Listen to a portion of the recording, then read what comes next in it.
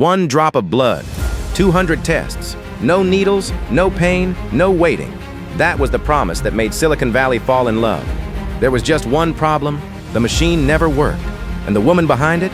She became the youngest self-made female billionaire in the world before it all collapsed into one of the biggest frauds in history.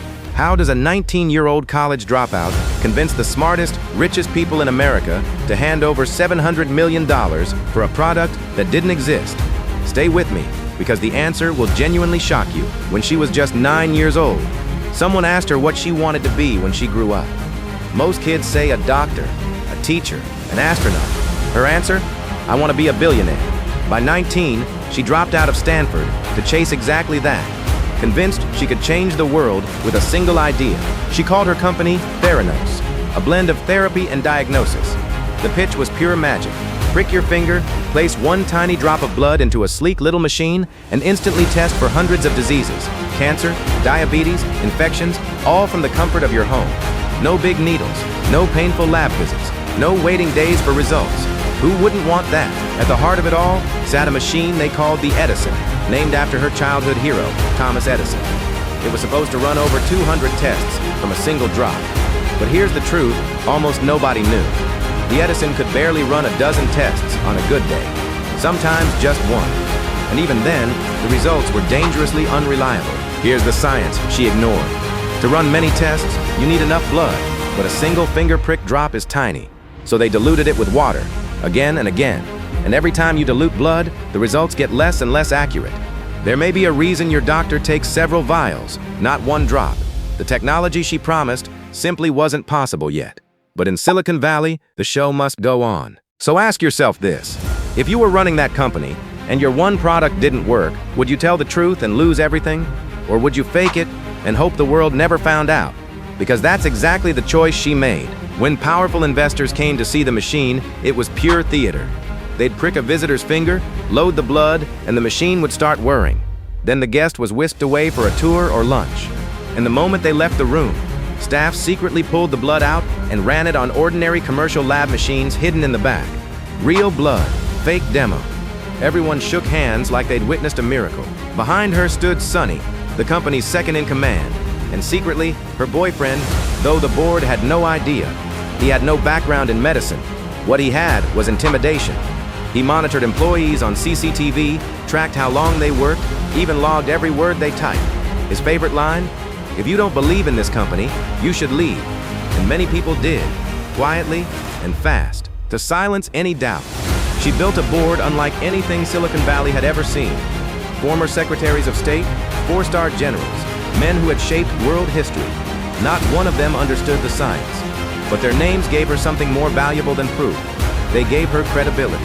And with names like that behind her, who would dare question a thing? By 2014, the myth was complete.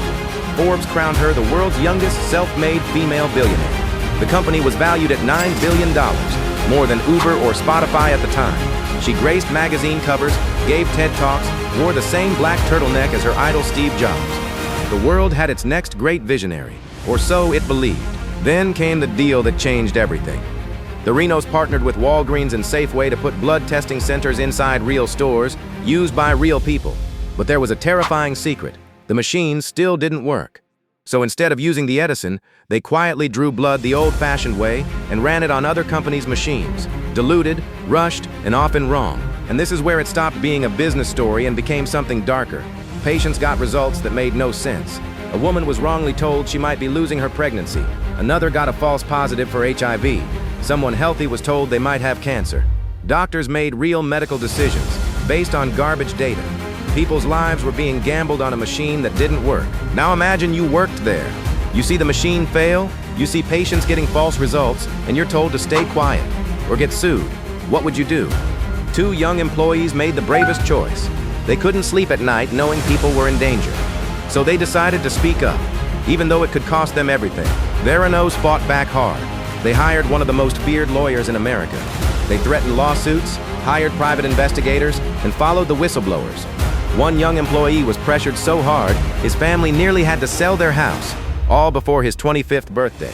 But the truth was already moving, and it couldn't be stopped. In October 2015, a Wall Street Journal reporter named John Carreyrou published the story that shattered the illusion. Theranos wasn't using its own technology. The Edison couldn't deliver. The results were dangerously inaccurate.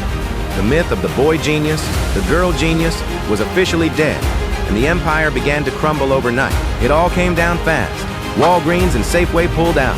Regulators inspected the labs and found disaster. Theranos was forced to void 2 years of blood results, admitting thousands of medical decisions had been made on faulty data. The company once worth $9 billion was now worth nothing, and her personal fortune, it dropped from $4.5 billion to zero.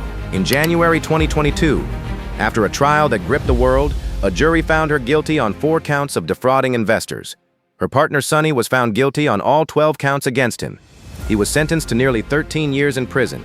She was sentenced to over 11.